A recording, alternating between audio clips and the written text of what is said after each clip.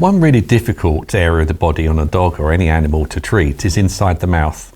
Now, the sorts of cuts we can be dealing with could be a cut inside the cheek, it could be a dental injury, it could be damage to the roof of the mouth or into the gum area. With something like that, you can't put a bandage on, you can't put a plaster or anything like that, so you need to put something to stop the bleed. Now, the only other way, if you don't use a product like Woundclot, would be to try and get some dressing and roll it up and try and apply direct pressure and hold that in place.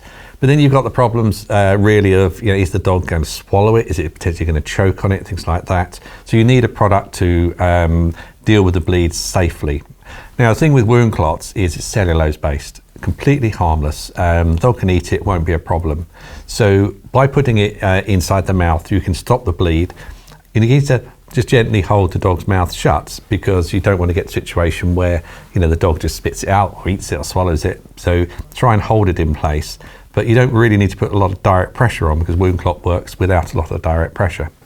So there's different sizes you can have. So just maybe just one of the 10x10. So this is just 10x10 training gauze.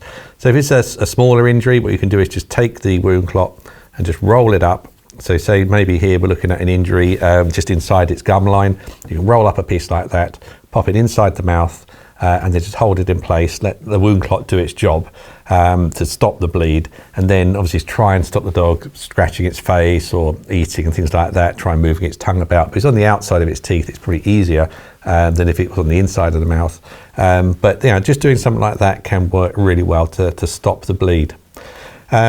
Other areas you could use it, if there was an injury around the nose as well, you can use this as well, no problem there, because again, it's cellulose, it's not going to cause any problem.